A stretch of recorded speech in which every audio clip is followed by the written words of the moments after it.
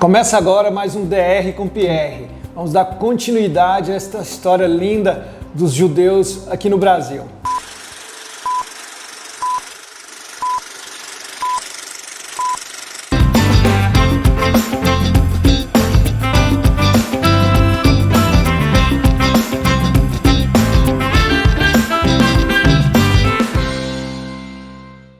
E esse livro aqui, Margareth, está parecendo uma Torá? O que é? Esse é um pedaço do livro do Torá, que é o livro de Números, né? Como eu falei, a Torá, ela tem 5 livros do Antigo Testamento, e esse daqui é um pedaço do livro de Números. Isso aqui é papel mesmo ou é algum? Geralmente era couro de boi era ou couro couro. de capim. E eles escreviam com tinta? Com tinta, tinha que ser tinta preta. Certo. E a Torá, ela é escrita de uma forma diferente, né? Se a gente for olhar, né, os mandamentos aí, eles eram escritos, batidos assim, tá? Da esquerda para a direita. Então a Torá, ela é toda dessa assim. forma. E pensando, gente, hoje, né, um dos livros mais utilizados no mundo é a Bíblia. Sim. E naquela época, se alguém visse algum judeu, né, alguém lendo uma Torá, nesse livro, nessa estrutura, Desse formato, né? Esse formato já sabia que era Era um judeu. Então, essa Bíblia, se fosse olhar naquela época, acabou matando muita gente por ser um livro, né? Falando de um judeu. E um documento desse tem quantos anos? Essa Torá é de aproximadamente 1700. 1700. Está bem preservado ainda, Sim. né?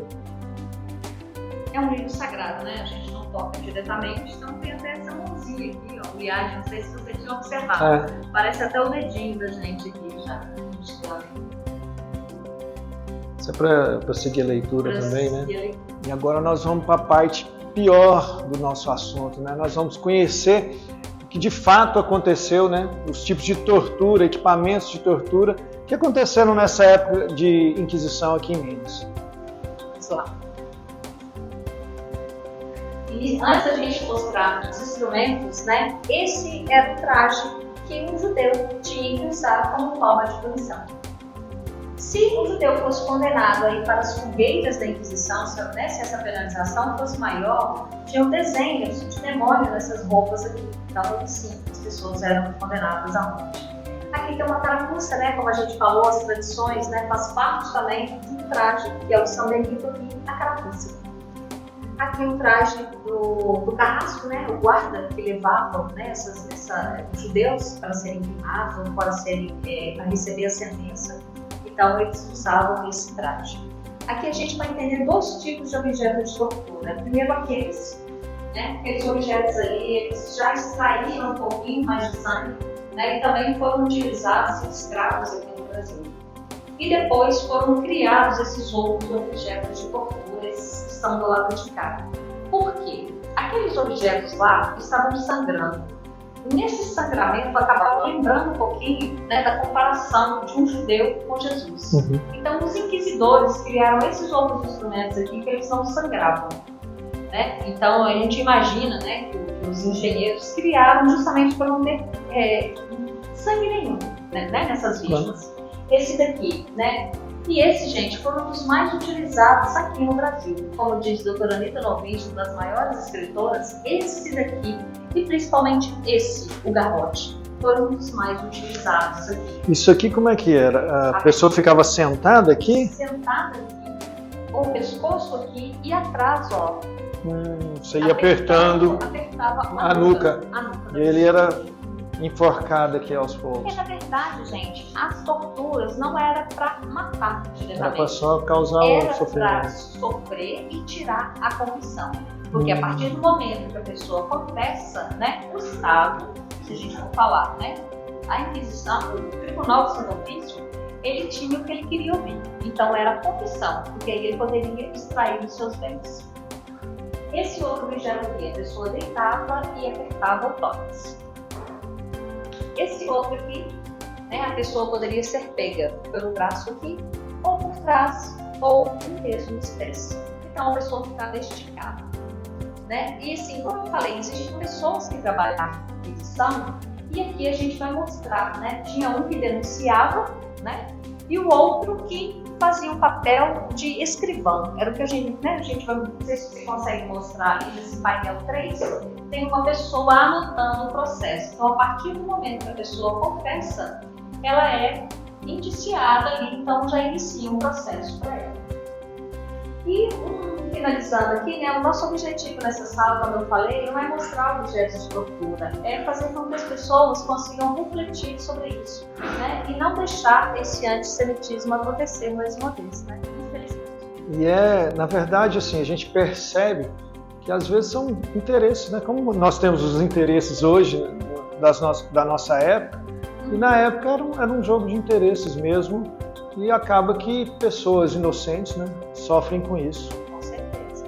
Vamos ali também, tem mais uma sala aqui onde que a gente vai poder olhar, existe um catálogo, um arquivo desses possíveis nomes, Sim, a gente tem um trabalho aqui dentro, que é a Bradinho, vamos lá. Então aqui a gente encontra um computador que tem todos esses arquivos. Esse arquivo é só aqui no museu que é encontrado, Só, isso é um trabalho que o diretor adquiriu, um trabalho não somente para quem vem nos visitar, fazer uma pesquisa de sobrenomes. Então a gente tem esse arquivo aqui, é só a gente entrar em pesquisa e colocar. De curiosidade, eu já coloquei o sobrenome. Meu sobrenome Carvalho. E para a gente ver se tem indícios de ser um judeu que viveu esse período da Inquisição. Então aqui, quando a gente começa a fazer a pesquisa, a gente vai ver a palavrinha cristãos novos. Foi o que a gente viu na primeira sala, quando acontece o batismo forçado. Então a gente vai ver aqui se houve alguém da sua família. E aí você pode trilhar essa história, essa árvore genealógica. Sim, a gente tem um trabalho aqui, que é, como eu falei, da Bradinha, a gente consegue fazer esse resgate aí de uma pessoa, de um parente que viveu esse período da Inquisição. Então a gente faz essa busca, a gente viaja aí umas 14, 15 gerações aí. Então nós temos genealogistas, a gente consegue fazer esse resgate em relação a essa vítima. E esse trabalho é feito pela Bradinha, ela que é responsável por isso. A Bradinha é a Associação Brasileira dos Descendentes de Judeus do período da Inquisição. Certo. Então, se alguém tiver essa curiosidade, aqui no museu vai poder sanar, vai poder colocar seu sobrenome ali, ver se ele tem essa origem e conhecer um pouco dessa história também.